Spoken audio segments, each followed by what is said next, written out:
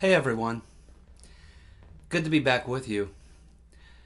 As some of you may know, several months ago I did two videos about the Seth Rich murder. These two videos combined are almost 2 hours, and I'll be the first to admit they're not terribly entertaining, but I did quite a bit of research for those videos and I laid out a lot of the facts surrounding the murder of Seth Rich.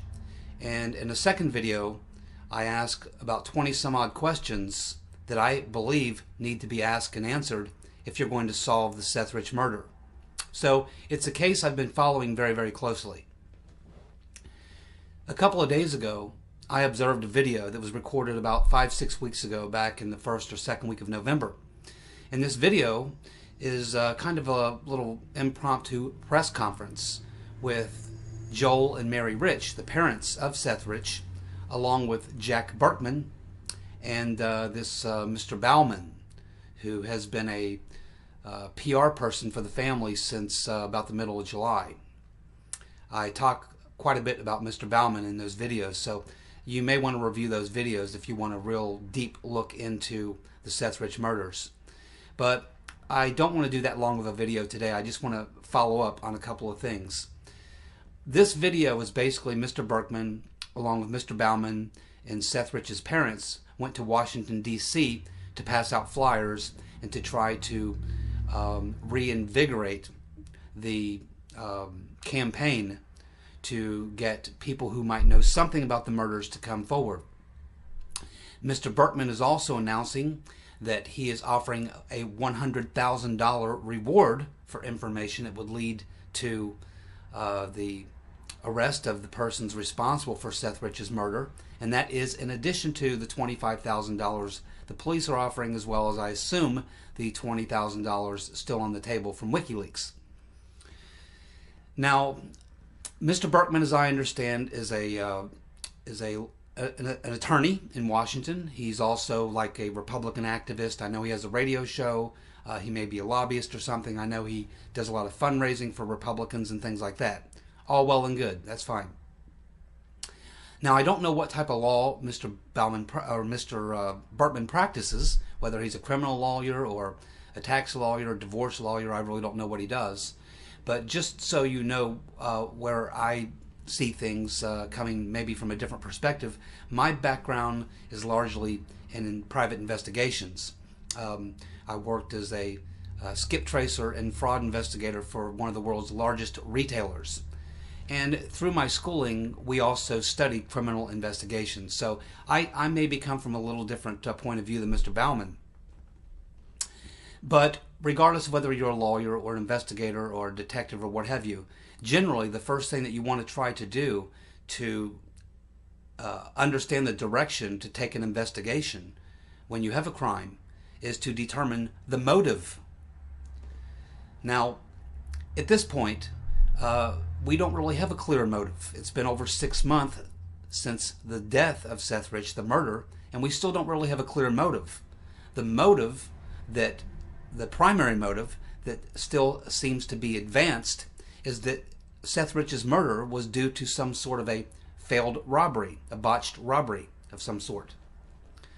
And I can certainly understand why you could consider that under the circumstances. But I think in the Seth Rich murder, there are many other factors involved which should allow us to question that motive and to even anticipate maybe another motive for that murder. Now, Mr. Burkman is suggesting that he's got some investigators and that they are going to reenact the crime scene, how it went down. This is something that's done all the time when you're trying to figure out what happened with a crime. And it's certainly something you can do in this case.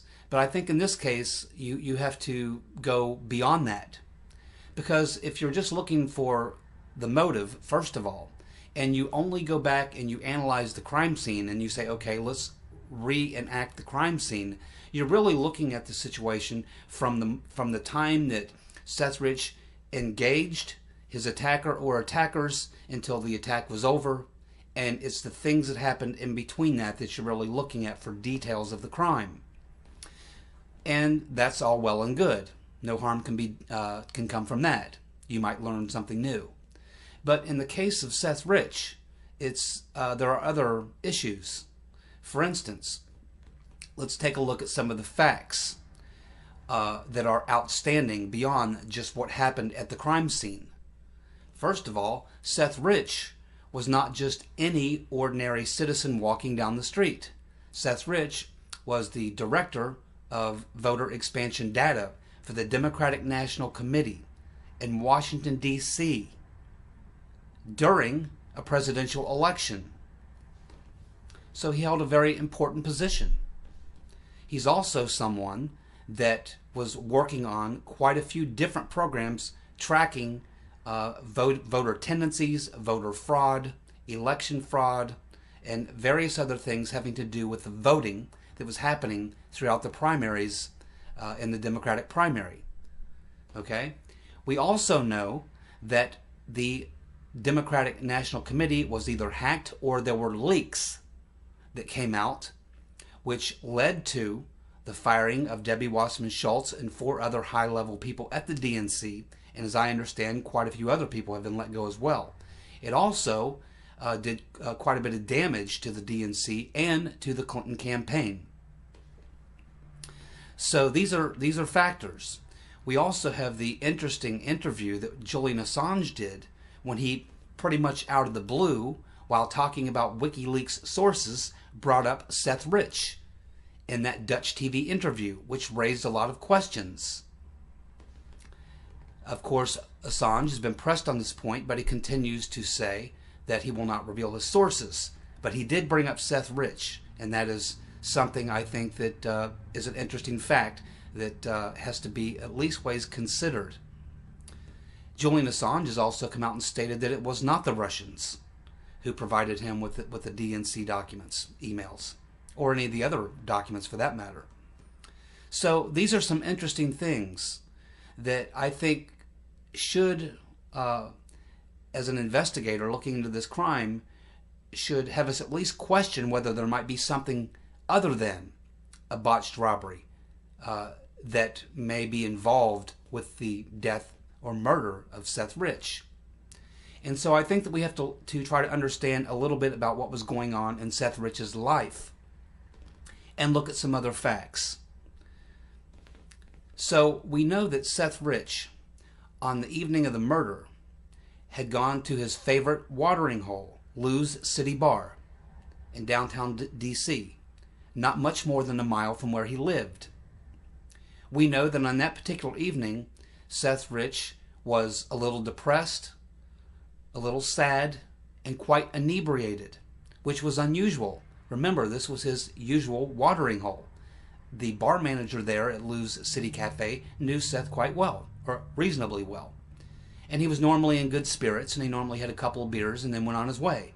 But that night, he was drinking quite heavily, and he was depressed, and he told the bar manager that he was having some problems with his girlfriend. He was so inebriated that the bar manager offered to give him a ride home, and he declined, because even though it was after 1 o'clock, he suggested that he might go to another bar and have some more drinks. So clearly, he was in a drinking mood, he was kind of depressed, and apparently having issues with his girlfriend. That's one set of facts that I think are important. It tells us what his state of mind was. And it also should make us curious as to what was going on between Seth and his girlfriend. We also have another interesting fact, which I bring up in my previous video, which is that Seth Rich's parents on a TV interview suggested that they had learned that Seth was going to be leaving the Democratic National Committee in Washington, D.C., and going to work directly for the Hillary Clinton campaign in New York. Now, when you put this fact with the previous fact, it just, in my mind, it makes me curious. Why was Seth upset, and what was going on with his girlfriend? Well, if he had just learned that he was going to be leaving the DNC and leaving Washington, D.C., where his girlfriend obviously lived and where he lived, and he was moving to New York, this was probably a situation where, if you can put yourself in his situation, you know, where you have a girlfriend, you have a job in this city, you both live and work there, and then you learn that you're going to be moving to New York, quite a distance away. you would have to sit down with your girlfriend and say, hey, sweetie, it looks like I'm going to be going to New York. And you might then have the issue, depending on the nature of the relationship, in determining whether your girlfriend would go with you to New York or whether she would stay, and what kind of issues this may create. So this is something that we would probably want to look into. But more importantly is, why was Seth Rich going to be leaving the DNC in Washington and going to work directly for Hillary Clinton? What brought this about? I think that's a very interesting question. And I think the questions that you would want to ask are, was this a promotion? Did Seth Rich want to leave the DNC in Washington? Did he want to go to work for the Hillary Clinton campaign? Or was it something he was told he had to do, or suggested that he should do? Who made that decision?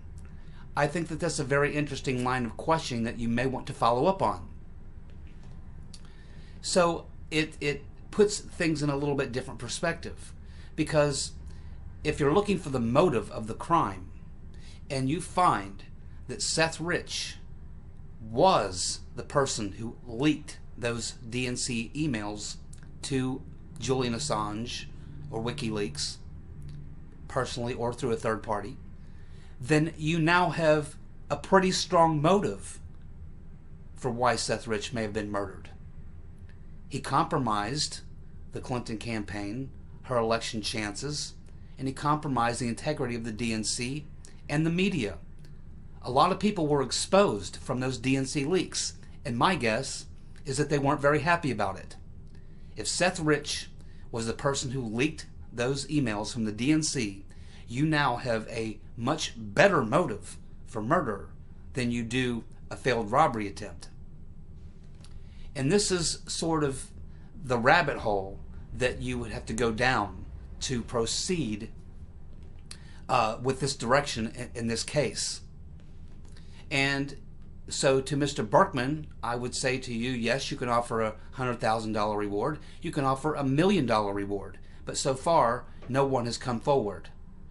And the case has gone nowhere. No one's been arrested. There's no suspects. There's no witnesses.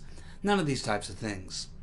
This case is just seemingly stuck, going nowhere, based on trying to resolve the problem or resolve the murder, going on the motive that it was a failed robbery. But if we take a look at the other motive, that it had something to do with Seth Rich's job at the DNC, or had something to do with the fact that he may have been the man who leaked the DNC emails, which led to the resignation of Debbie Wasserman Schultz and others at the DNC, the exposure of the collusion between the Clinton campaign, the DNC, and the media. These are major issues, and they certainly should instruct us to look more into this connection between Seth Rich, his job at the DNC, whether he was the leaker, and the fallout from the release of these emails. So I think that that's something, Mr. Burkman, that you may want to look into, you or your detectives. Certainly, I would think that Seth Rich worked in an office with about a dozen other people who also worked on the same types of programs. It is very possible that there were other people along with him who may have been upset about what was going on, because they certainly would have been the guys who would have had access to this information. They would have known about what was going on. They would have been the perfect people to have been the ones who leaked the information. And I'm not 100% sure if Seth Rich was a Bernie Sanders supporter, but I've read on some forums where he likely was a Bernie Sanders supporter. So if Seth Rich was a Bernie Sanders supporter, and he determines from these programs he's running that there's foul play being used by the Clinton campaign team, the DNC, and the media, colluding against his candidate, that may have compelled him to leak these documents. I think that's a perfectly reasonable conclusion to draw. And I think it is an area that you have to look into. And so, Mr. Burkman, I certainly hope that you'll take a look at this video.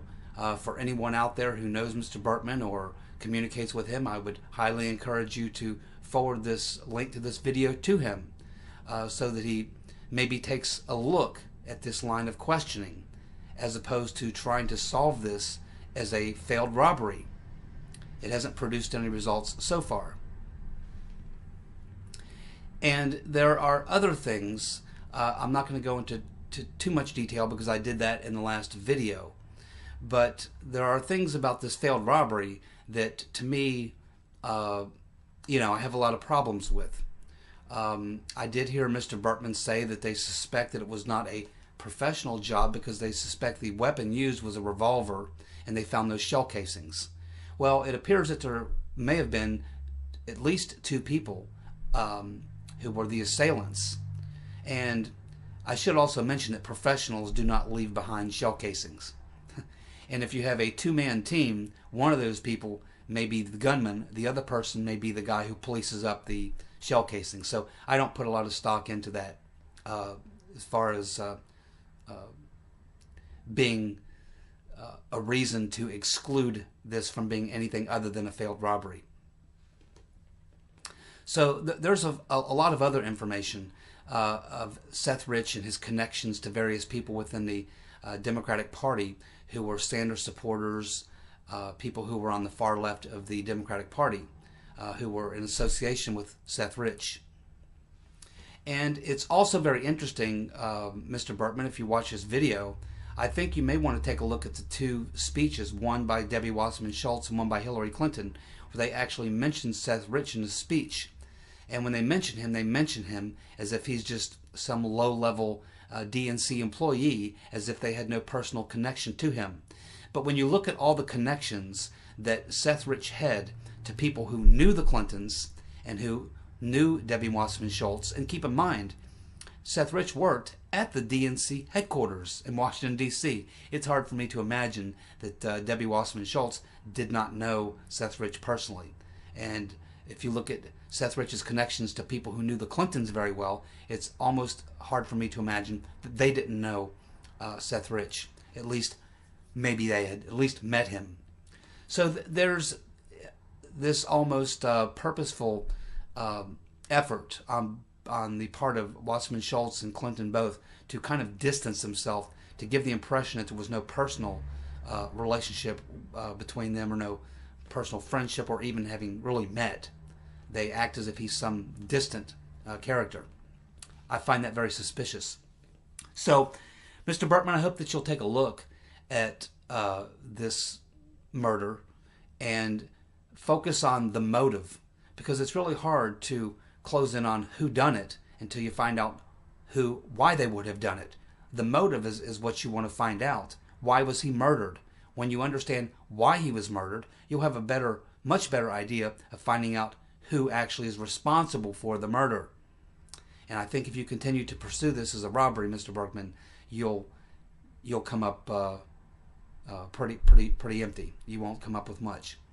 So anyway, I just wanted to get this video out there, and hopefully Mr. Burkman will take a look at this, the background and what was going on in Seth Rich's life, and more importantly, try to determine, if possible, if Seth Rich was the man responsible for the DNC leaks. Because if he was, you now have motive, and that will take you down a very dark rabbit hole, down a completely different path than a failed robbery.